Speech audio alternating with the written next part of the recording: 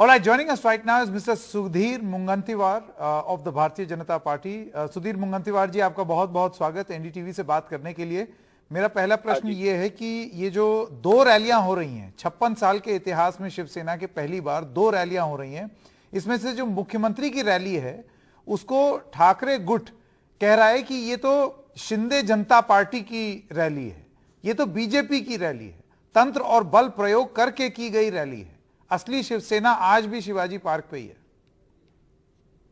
देखो, कार्यकर्ताओं के मेहनत पर कोई भी पार्टी आगे बढ़ती है, ना कि विरासत से।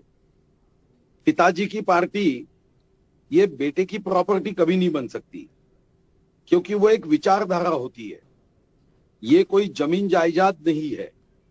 और इसलिए हमारे चुनाव आयोग में जब किसी पार्टी का रजिस्ट्रेशन होता है तब हम शपथ पत्र देते हैं कि हमारे पार्टी के अंतर्गत जनतंत्र को हम महत्व देंगे, अंतर्गत जनतंत्र का सम्मान करेंगे।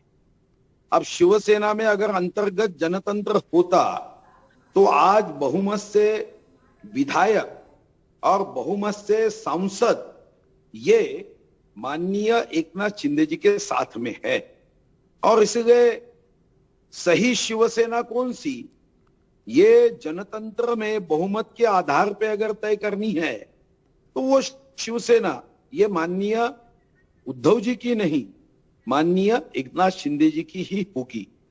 और इसलिए अब कार्यकर्ता भी ये तय करेंगे। नहीं, देखिए, मैं ये सवाल इसलिए पूछ रहा हूं, एक तरफ तो वफादारी, loyalty to the name, to Thackeray, emotional connect, और दूसरी तरफ एक आदमी जिसने काम किया शिवसेना के लिए, बाल ठाकरे के लिए, वो अपना वर्चस्व कायम करने के लिए बाल ठाकरे के नाम का प्रयोग, मंच पर उसका प्रयोग, तो आपको लगता है कि इसका असली मुकाबला इस दशहरा रैली में नहीं, इसका असली मकसद है बीएमसी का चुनाव? देखो, पिताजी का फोटो है ऐसा बताकर वो अपने पिताजी के विचारों को छोटा नहीं कर सकते। कल फिर यही दृष्टिकोण से जब विचार करते हैं तो फिर शिवसेना प्रमुख ये उद्धव जी नहीं होंगे, क्योंकि छत्रपति शिवाजी महाराज का नाम लेकर शिवसेना चलती है तो इसके प्रमुख तो उदयनराजे भोसले होने चाहिए, क्योंकि वो उनका वारसा चलाते हैं छत्रपति शिवाजी महाराज का। तो मुझे लगता है कि मेरे पिता की पार्टी ऐसा सोचा जाता है तो फिर महात्मा गांधी के जो नातू होंगे, पंतु होंगे, वही देश के प्रधानमंत्री बन पाएंगे, क्योंकि गांधी जी के नाम पर कांग्रेस चलती है। तो ये कोई तर्क नहीं हुआ कि मेरे पिताजी ने पार्टी की स्थापना की इसलिए ये मेरी प्रॉपर्टी, ये जनता की है, कार्यकर्ताओं की है। 30-30 साल कार्यकर्ताओं ने परिश्रम करते हुए ये पार्टी को बढ़ाया है। एक बात और मुंगंतीवार जी, ये कही जा रही है कि ये तो भारतीय जनता पार्टी शिवसेना को तोड़ रही है और एकनाथ शिंदे तो सिर्फ एक मोहरा है। आगे जब चुनाव आएगा तो धीरे धीरे आप शिवसेना को इतना कमजोर करके तोड़ देंगे कि आप मुख्य रूप से एक प्रभावी दल बन जाएंगे, that you will become the big brother. Shivsena बचेगी ही नहीं। ये बातें न्यूज के लिए होती है। अगर कोई भी पार्टी का नेता अच्छा काम करे तो कभी समाप्त नहीं होता, कोई भी पार्टी का नेता गलत काम करेगा तो समाप्त होगा। जिस पार्टी के लोग ये कहना शुरू कर देंगे कि चित्ते लाए करके लंपी बीमारी आई तो वो पार्टी आगे कभी नहीं बढ़ सकती। अब बात दूसरी रही है कि यहाँ पे ऐसी बात 2.5 साल में कई राजकीय विश्लेषक करते रहे हैं कि उद्धव जी ये तो अब शरद पवार जी के इशारों पे काम करते हैं, उद्धव जी ये शरद पवार जी के और सोनिया जी के साथ समर्पित भावना से काम करते हैं। जैसा कि अभी आरोप किया जा रहा है कि एकनाथ शिंदे जी भाजपा के साथ है, वैसे ही आरोप ये कर रहे थे कि ये शिवसेना नहीं बची है।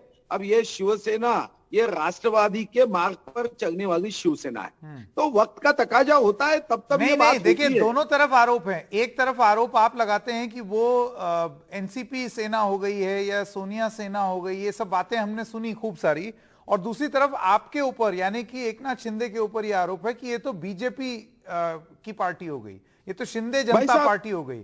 इन अदर वर्ड, सुधीर मुंगंतीवार की पार्टी जो है वो पूरी तरीके से शिवसेना को तोड़ करके अपने वश में कर रही है। देखो भाई साहब, यही बाद कांग्रेस और राष्ट्रवादी ने शिवसेना को हैक कर लिया, ऐसा कहा जाता था। उन्होंने चकवा दे दिया, उनको मोहित कर दिया, उनका वशीकरण हो गया, ऐसा कहा जाता था। तब तो 2,30,58,525 मतदाताओं ने 161 विधानसभाओं में भारतीय जनता पार्टी शिवसेना अलायंस को जीता के दिया था। जिस बोर्ड पे माननीय विश्व गौरव नरेंद्र मोदी जी के फोटो थे, वो लगा के आदित्य ठाकरे जी भी जीत के आए थे। तो मुझे लगता है कि ये बातें तो चलती रहती है। तो आपका ये कहना है कि अपने दम पर ये ठाकरे गुट जो है वो बीएमसी का चुनाव नहीं जीत पाएंगे? देखो, ठाकरे गट यानी उद्धव जी, 20 साल से उद्धव जी जिस शिवसेना का नेतृत्व करते थे, वो शिवसेना 20 साल से सरकार में भाजपा के साथ थी, भारतीय जनता पार्टी साथ में थी। अब फिर से शिवसेना भारतीय जनता पार्टी की सरकार आएगी। अभी शिवसेना, शिंदे और भारतीय जनता पार्टी ये मिलकर शायद आने वाले चुनाव में मुंबई कारपोरेशन जीतेगी। नहीं, मैं आपसे ये पूछना चाह रहा हूं कि ये जो अब चुनाव होने वाले हैं बीएमसी, आपको लगता है सही मायने में एक परीक्षा यही होगी? क्योंकि अब तक तो विधायक टूट करके इस नए अलायंस में आपके साथ आए हैं, लेकिन ये पहली बार ऐसा होगा इस रैली के बाद कि एक चुनाव होगा और उसमें प्रत्यक्ष को प्रमाण होगा। नहीं, ये सिर्फ मुंबई क्यों भाई, महाराष्ट्र देखना चाहिए ना। नहीं, क्योंकि बीएमसी का चुनाव होने वाला है ना। बीएमसी नहीं, बाकी भी राज्यों में 25 कारपोरेशन में चुनाव है, 25 जिला परिषद में चुनाव है, कई अभी ग्राम पंचायत के चुनाव हुए तो उद्धव जी के गठ को आखिरी नंबर मिला है, उससे ज्यादा तो शिंदे साहब को ग्राम पंचायत में जीत मिली है। तो सिर्फ कारपोरेशन के चुनाव के आधार पे सही क्या है ये तय नहीं होगा, महाराष्ट्र के चुनाव के आधार पे होगा। मेरा आखिरी सवाल, मुझे आप ये बताइए, आपको लगता है कि एक आरोप ये लगा कि माहौल बनाने की कोशिश हो रही है, बसों में भर करके लोगों को लाया जा रहा है ये दिखाने के लिए कि देखो लाखों लाख लोग हमारे साथ हैं? तो आपको लगता है कि ये माहौल बनाया जा रहा है ये दिखाने के लिए कि हम ही हैं असली? भारत जोड़ो यात्रा में कितनी गाड़ी है भाई, कहां से लोग लाए जा रहे हैं। अभी जहां पे शिव तीर्थ पे जो रैली होने वाली है, वो तो क्या पैदल चल के आ रहे क्या, या साइकिल पे बैठ के आ रहे? क्या उद्धव जी साइकिल पर बैठ के आ रहे क्या? देखो, ये बातें जो है, जब ये डर उनके मन में पैदा हो गया शिवसेना उद्धव गठ के कि अब एकनाथ शिंदे की रैली हमसे दुगनी तिगनी होने की संभावना है, तब ये खेल शुरू हुआ आरोप प्रत्यारोप का कि गांव से लोग आ रहे हैं, बस में भर के आ रहे हैं। देखो, ये तो बातें है ना, मुझे लगता है कि इसमें कोई अर्थ नहीं है, क्योंकि जब भी कोई रैली, वो चाहे कोई भी पार्टी की हो, कार्यकर्ता अपने बलबूते पे वहां के लोगों को बस में बैठा कर लेके आते हैं। जब कोई जगह से आना है तो आप क्या सोचते? अब ये देखना होगा कि आगे किस तरीके से ये लड़ाई जाएगी। लेकिन सुधीर मुंगंतीवार जी, आपका बहुत बहुत धन्यवाद हमसे बात करने के लिए। Thank you so much.